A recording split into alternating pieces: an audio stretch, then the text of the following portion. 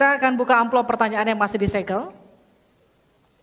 Dan kami kembali ingatkan kepada para calon wakil presiden untuk mendengarkan dengan seksama, karena kami hanya akan membacakan pertanyaan satu kali.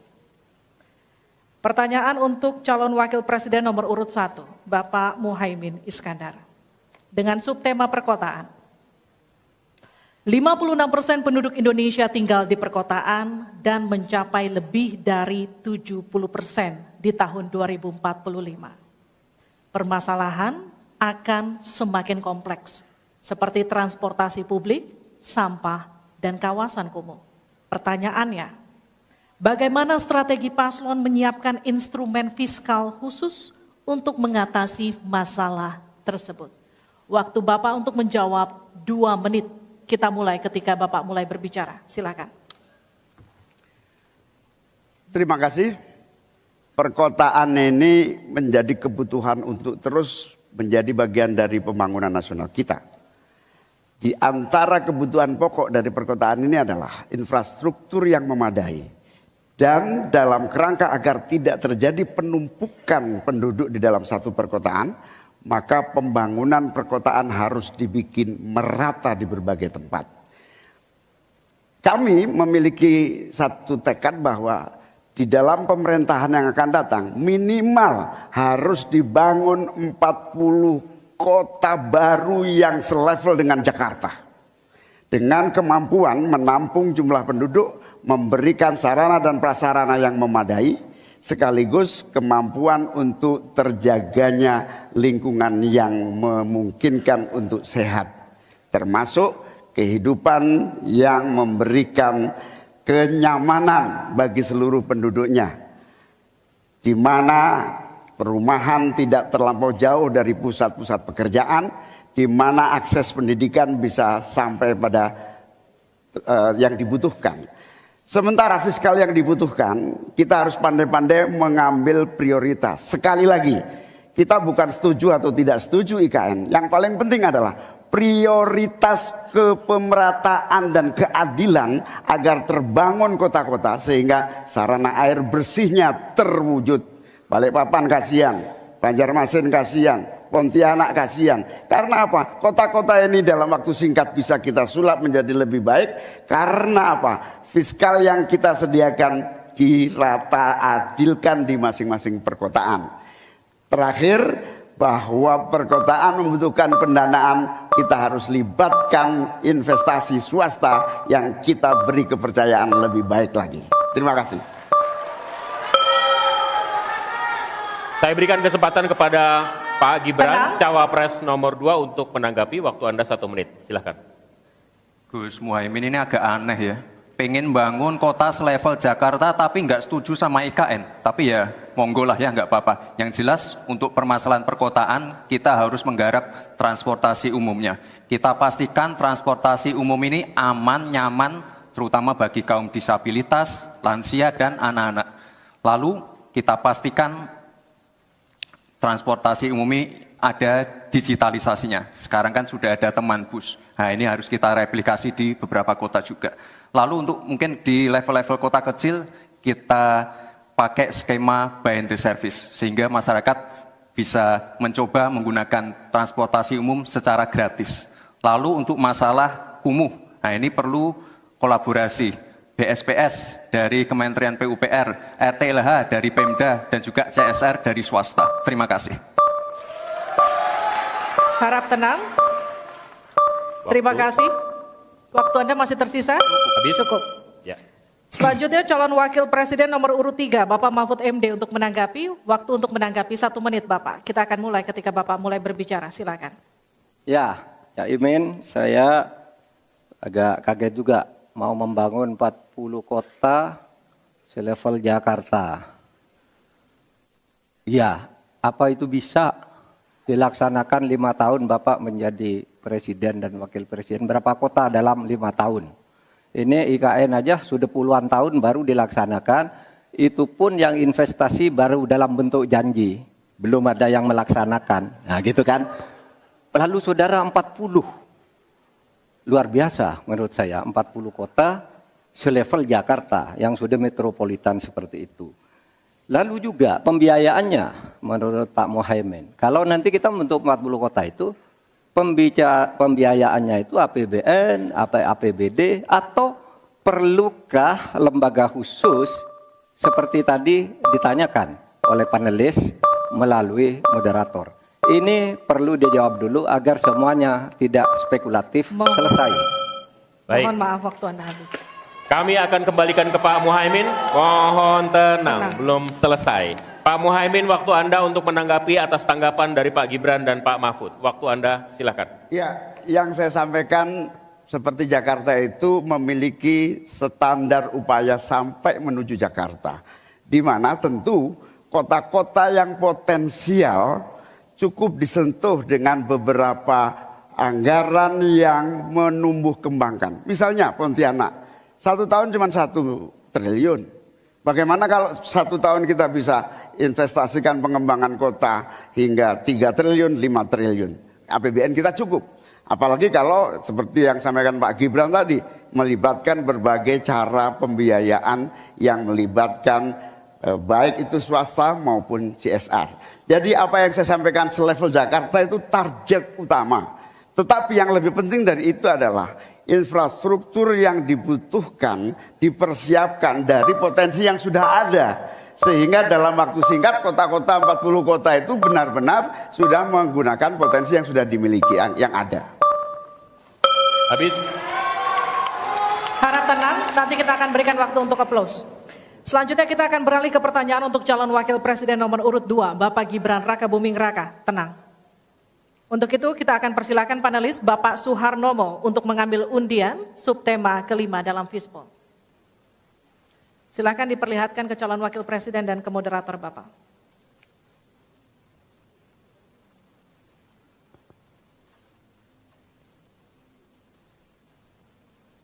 Infrastruktur. Pak Tauhid Ahmad, kami undang untuk mengundi huruf A, B, atau C. C.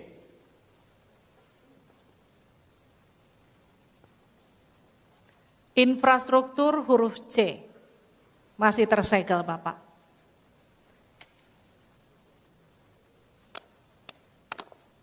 Mohon didengarkan dengan seksama karena kami hanya akan membacakan 1 kali pertanyaan untuk Bapak Gibran Rakabuming Raka dengan subtema infrastruktur.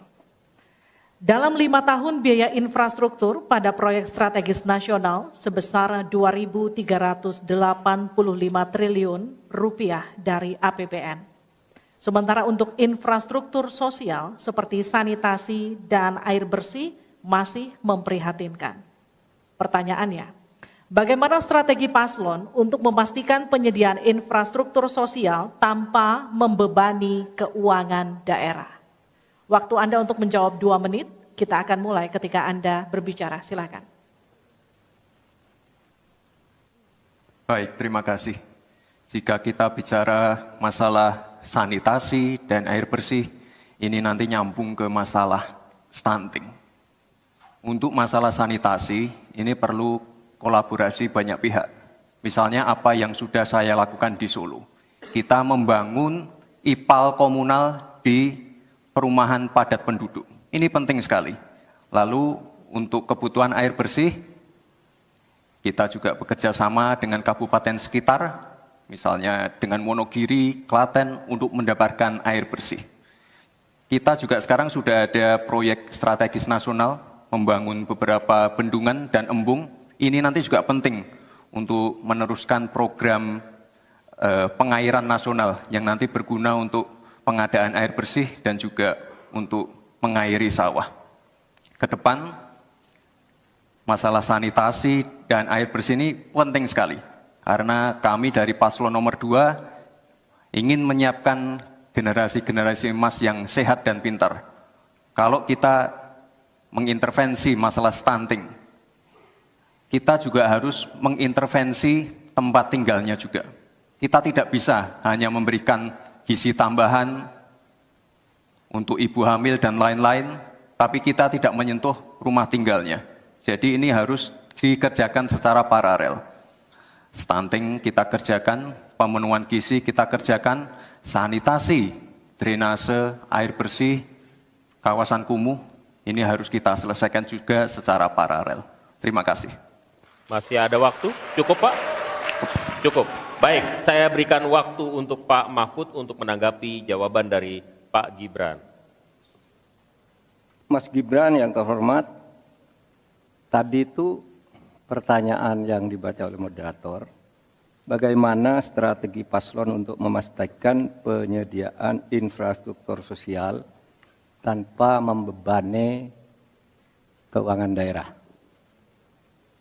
Kayaknya belum terjawab. Tadi yang dijawab tuh infrastruktur fisik semua tuh. Infrastruktur itu kan ya ada infrastruktur sosial, ya itu yang penting. Kemudian regulasi. Bagaimana Anda menyiapkan regulasi sekarang ini agar semua itu bisa berjalan dengan baik. Nah kalau infrastruktur fisik mungkin sih bisa saja di kota adik dari APBN, APBD gitu ini untuk ini. Tapi masalahnya kita punya problem dengan infrastruktur sosial seperti yang ditanyakan tadi. Nah itu saya kira yang perlu dijelaskan lebih jauh. Selesai. Waktu Anda habis, baik kita akan ke calon wakil presiden nomor urut 1 Bapak Muhaimin Iskandar untuk menanggapi, waktunya 1 menit. Infrastruktur yang disampaikan Pak Gibran menjadi bagian dari yang perlu disediakan. Tapi infrastruktur sosial atau infrastruktur kerakyatan, pada dasarnya kita bisa melibatkan semua pihak untuk hadir dan memberikan solusi. Contohnya infrastruktur gedung-gedung sekolah yang memberikan kesehatan, kecerdasan bagi masa depan anak didik kita.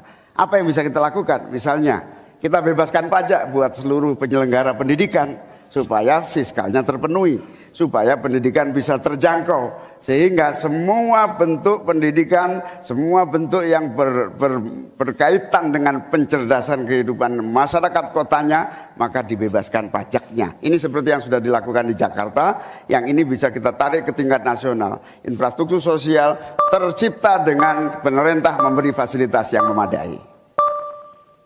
Cukup Pak? Bapak? Cukup. Baik. Kita stop, countdown. Tenang. Saya berikan kembali waktu untuk Pak Gibran untuk menanggapi atas tanggapan dari Pak Mahfud dan Pak Muhaimin. Baik, terima kasih. Mungkin Prof. Mahfud dan Gus Muhaimin kurang paham dengan apa yang sudah saya paparkan. Saya tadi juga bicara masalah infrastruktur sosial, stunting itu loh Pak. Ya, tapi nggak apa-apa, saya perjelas lagi. Kita punya program makan siang gratis. Banyak yang nyinyir, tapi sekali lagi Pak, program makan siang gratis ini adalah investasi menuju Indonesia emas. Program makan siang gratis 400T ini adalah stimulan untuk ibu-ibu, warteg-warteg, warung-warung, catering-catering yang ada di daerah. Bayangkan 400T mengucur ke daerah-daerah. Semua ibu-ibu ikut memasak makan siang untuk anak-anak kita. Itu Pak yang saya maksud dengan infrastruktur sosial. Program makan siang gratis, investasi ke depan untuk menuju Indonesia emas. Terima kasih. Tenang. Baik, kita akan masih lanjutkan. Harap Kita tenang, masih kita lanjut. akan lanjutkan. Selanjutnya kita akan beralih untuk pertanyaan calon wakil presiden nomor urut 3, Bapak Mahfud MD. Untuk itu kami persilakan panelis Bapak Yose Rizal Damuri untuk mengambil undian subtema ke-6 dalam Fishbowl.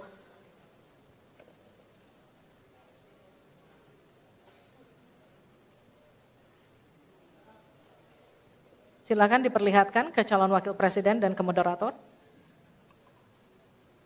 Perdagangan. Ya. Dan Bapak Aditya Wardono untuk membantu kita mengundi huruf A, B, atau C.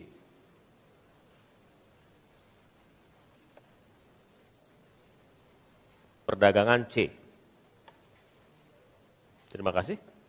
Perdagangan huruf C, Pak Mahfud. Masih tersegel.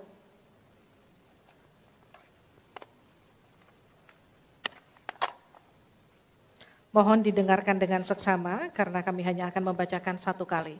Pertanyaan untuk Bapak Mahfud MD dengan subtema perdagangan. Untuk meliberalisasi perekonomian, Indonesia telah meratifikasi lebih dari 25 perjanjian perdagangan bebas tetapi pemanfaatannya belum optimal untuk mendorong ekspor dan investasi. Pertanyaannya, bagaimana strategi paslon untuk mengoptimalkan pemanfaatan perjanjian-perjanjian tersebut guna meningkatkan ekspor dan memperkecil defisit neraca perdagangan? Waktu Bapak untuk menjawab 2 menit, kami persilakan ketika Bapak mulai berbicara. Baik, menurut saya untuk mengoptimalkan pemanfaatan perjanjian-perjanjian, saudara sekalian, saya dan Mas Ganjar kebetulan, Ganjar Mahfud ini sudah berdiskusi lama tentang ini. Sekurang-kurangnya ada 3 hal yang menjadi strategi kami. Pertama, mengutamakan diplomasi ekonomi. Sehingga para duta besar yang ada di luar negeri itu, menurut Pak Jokowi pada saat awal-awal kami dilantik, duta besar itu adalah duta ekonomi. Optimalkan diplomasi ekonomi dengan negara-negara lain. Yaitu. Kemudian yang kedua, juga kami akan melakukan perdagangan untuk mengintegrasikan perdagangan nasional kita ini ke perdagangan global. Sehingga memenuhi standar-standar internasional untuk setiap apa yang kita punyai mau dimasukkan ke dunia global itu sudah jelas standarnya bisa diterima gitu. Dan kita juga membuat regulasi di sini agar tidak misalnya upaya perdagangan kita lalu diblokir atau dicurangi oleh teman-teman kita sendiri, pelaku-pelaku ekonomi di dalam yang berintegrasi atau berkoalisi dengan pejabat-pejabat publik. Kemudian, saudara kalian, kami akan mengutamakan penguatan ekonomi nasional agar ekonomi nasional itu juga bisa tumbuh ke dalam sehingga nantinya masuk dengan strategi kedua tadi bahwa kualitas barang dagangan kita itu bisa diterima di luar negeri dan produktif sehingga juga tidak susah misalnya untuk diterima oleh dunia internasional. Saya kira itu bagian strategi yang sudah kami diskusikan dan selesai. Terima kasih Pak Mahfud. Saya persilakan Pak Muhaimin untuk menanggapi jawaban dari Pak Mahfud tadi. Ya, Pak Mahfud, kalau diplomasi sebagai pemasaran itu normatif ya. Ini sudah menjadi pengetahuan umum. Yang paling penting itu adalah bagaimana nyelepet para diplomat berubah wajah menjadi pemasar-pemasar yang tangguh. Diplomasi pemasaran yang ekspansif itu tidak kita miliki. Karena memang seluruh cara kerja diplomasi kita masih politik dan sangat normatif. Yang kedua, kita bisa hadir di dalam dunia perdagangan global kalau kualitas produksi dalam negeri kita juga punya standar yang baik. Saya sampai hari ini sangat prihatin. Kita tidak ada satupun yang terus mengupgrade secara masif kualitas dan standar. Semuanya kayak dibiarkan tumbuh sendiri-sendiri gitu. Tidak ada satu gerakan yang lebih terstruktur baik dari Menteri Perdagangan, Menteri Koperasi UKM dalam satu gerakan meningkatkan kualitas berstandar internasional. Cukup Bapak? Harap tenang. Selanjutnya kita akan ke calon wakil presiden nomor urut 2, Bapak Gibran Raka Buming Raka untuk menanggapi, waktunya 1 menit, silakan. Baik, terima kasih. Paslon nomor 1 dan 3 sudah bicara masalah diplomasi. Saya akan memberikan solusi yang konkret aja, paling konkret, hilirisasi. Kita jangan mau lagi mengirim barang mentah. Kita harus mampu meningkatkan nilai tambah dalam negeri. Saya kasih contoh, nikel. Dulu sebelum ada hilirisasi, kita ekspor hanya 3 miliar US dollars. Sekarang setelah hilirisasi bisa menjadi 33 miliar US dollars. Ini saya baru bicara masalah nikel loh Pak. Belum bicara masalah tembaga, boksit, timah, dan lain-lain. Konkret, jelas, singkat, padat, jelas. Terima kasih. Waktu Anda masih tersisa? Cukup? Cukup Bapak? Cukup. Baik. Baik. Kami kembalikan ke Pak Mahfud untuk menanggapi. Ya. Baik, terima kasih. Ini masalah diplomasi. Diplomasi Harap itu tenang. normatif. Mohon tenang. Sebenarnya, saudara sekalian, kalau diplomasinya selama tidak jalan, saya kira sistem rekrutmen diplomat sekarang ini harus ditinjau ulang. Dulu-dulu diplomat-diplomat kita tuh bagus. Ya, sekarang ini kadang-kala ada titipan dari partai. Kalau belum dari partai belum masuk, itu tidak disahkan. Di DPR partai ini belum masuk. Nah, sesudah bertugas tidak jelas.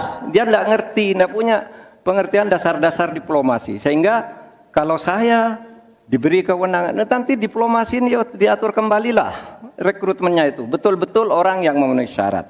Nah, soal hilirisasi itu sudah masuk sebenarnya Mas Gibran. Saya tadi kan bicara soal penguatan ketahanan ekonomi nasional. Itu di dalamnya memang sudah ada hilirisasi dan industrialisasi yang aman lingkungan. Itu selesai.